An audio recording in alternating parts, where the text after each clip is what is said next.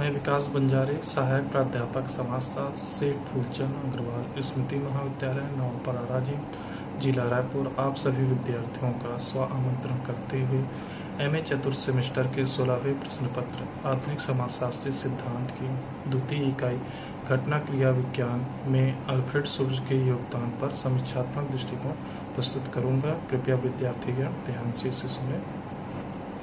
Alfred सुर्ज राष्ट्रीयता की दृष्टि से जर्मन थे। वे नाजी सरकार की जातीयता से परेशान होकर 1939 में जर्मनी से अमेरिका भाग गए।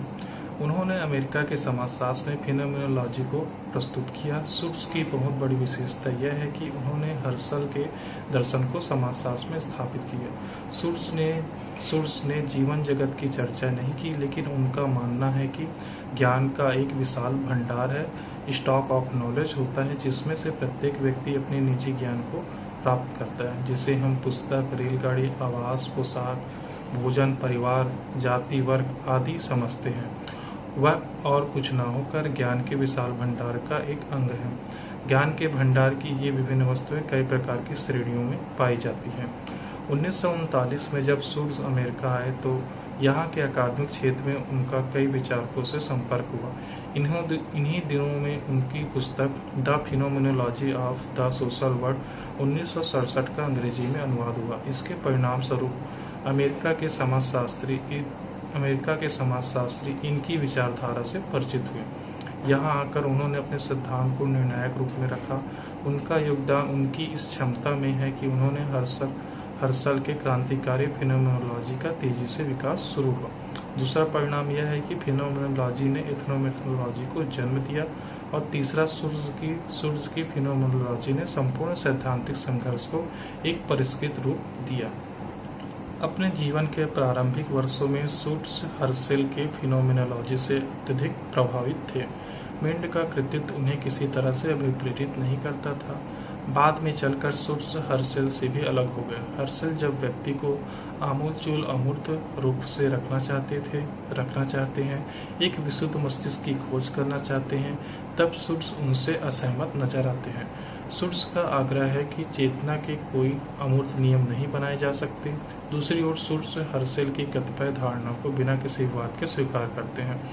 व्यक्ति जीव जगत को जैसा भी वह है स्वीकृत किया हुआ मानते हैं। सुर्ज हर्शल की इस धारणा से भी सहमत हैं कि लोग जीव जगत के सभी तत्वों को समान रूप से एक जैसा समझते हैं। सुर्ज यह भी स्वीकार करते हैं कि जीव जगत को समझे बिना व्यक्ति को नहीं समझा जा सकता। सुर्ज जब अमेरिका आए तो उनकी फिनोमेनोलॉजी पर प्रारंभिक प्रतीकात्मक अंतःक्रियावादियों और विशेषकर विंड व थॉमस का प्रभाव पड़ा। वास्तविकता यह है कि सभी मनुष्यों के मस्तिष्क में उचित व्यवहार करने के लिए नियमों, उपनियमों आदि की निश्चित धारणा होती है।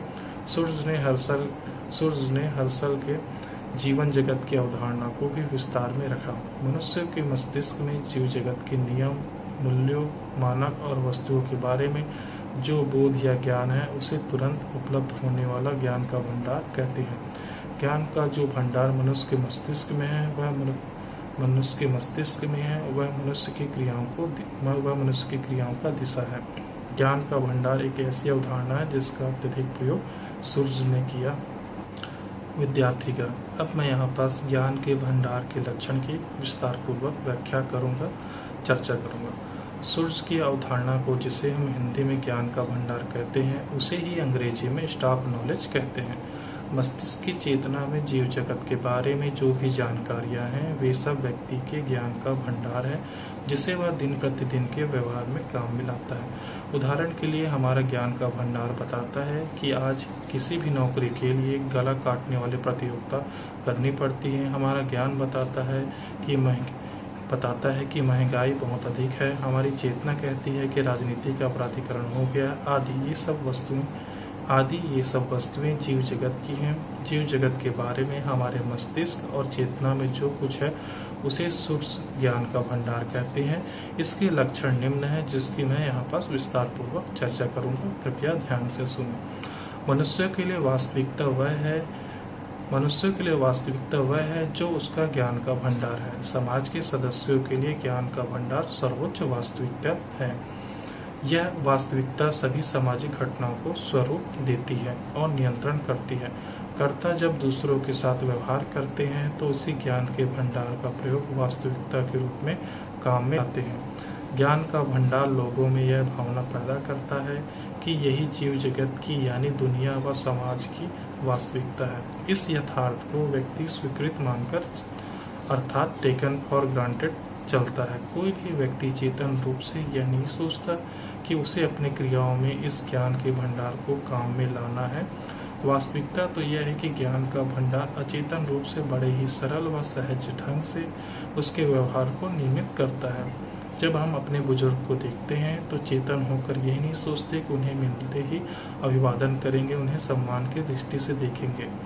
इस क्षेत्र में हमारे ज्ञान का भंडार बहुत स्पष्ट है। अपने से बड़ों का आदर करो, स्वाभाविक रूप से हमारा व्यवहार सम्माननीय बन जाता है। ज्ञान का भंडार सीखा जाता है, विरासत में मिलता है, यह जन्मजात नहीं मिलता। समान सामाजिक सांस्कृतिक दुनिया में ज्ञान के भंडार को सामाजिकरण द्वारा सीखा जाता है। यही व्यवहार बाद में चलकर व्यक्ति का अपना हो जाता है। जब मनुष्य ज्ञान के भंडार की मान्यता को लेकर व्यवहार करता है तो इस तरह का पारस्परिक व्यवहार दूसरे लोग भी करते हैं। जो व्यक्ति हमारे साथ व्यवहार करता है उसे ज्ञात है कि हमारे ज्ञान का भंडार क्या है। अभिवादन के लिए जब हम हाथ जोड़ते हैं तो सामने वाला व्यक्ति भी हाथ जोड़ता है। हम दोनों के जो ज्ञान का भंडार है उसके दोनों ही भागीदार हैं। इसी कारण पारस्परिकता निभ जाती है। ज्ञान के भंडार का अस्तित्व सामाजिकरण द्वारा इसे प्राप्त करना तथा अंतःक्रियाओं के लिए ज्ञान के भंडार का पारस्परिक संदर्शों का आदान प्रदान केवल समान ज्ञान के भंडार के कारण है। अर्थात सभी कर्ताओं के लिए जीव जगत या समाज एक समाज है और इसी कारण क्रियाओं में समान व्यवहार मिलता है। समाज की एकता में बनाए रखने का कारण सबकी एक जैसे जीव जगत में भागीदारी है। समाज बहुत बृहद है, इसमें कई विभिन्नताएं हैं, कई विशेषताएं हैं। इन सबको विविध श्रेणियों में रखा जाता है। जैसी श्रेणी होगी वैसा ही व्यक्ति के व्यवहार का अनुकूलन होगा। बम्बई महानगर है, इसमें कई विविधताएं हैं। एक पूरा समुदाय फिल्म उद्योग में है, एक समूह औद्योगिक है। इसी महानगर में ऐसे समूह भी हैं जो पूर्ण रूप से व्यावसायिक हैं। ये सब विशेषताएं श्रेणियां हैं। यहाँ के लोग इन सब श्रेणियों में अनुकूलन करके व्यवहार करते हैं। जटिल समाजों में जीव जगत भी जटिल हो जाता है। यदि हम सुट्स के फिनोमेनोलॉजी समाजशास्त्र को देखें और विशेषकर जिस ज्ञान के भंडार के लक्षणों का विवरण उन्होंने दिया है तो स्पष्ट हो जाता है कि सुट्स ने यूरोप की फिनोमेनोलॉजी और अमेरिका के अंतःक्रियावाद का अच्छा सम्मिश्रण किया है। जब सुट्स ज्ञान के भंडार की चर्चा करते हैं तो स्पष्ट रूप से वे हसरेल से प्रभावित हैं। हसरेल से उधार लेकर भी वे हसरेल की इस मान्यता को स्वीकार नहीं करते कि चेतना की प्रक्रिया जो व्यक्ति में होती है अमूर्तीकरण हो जाता है।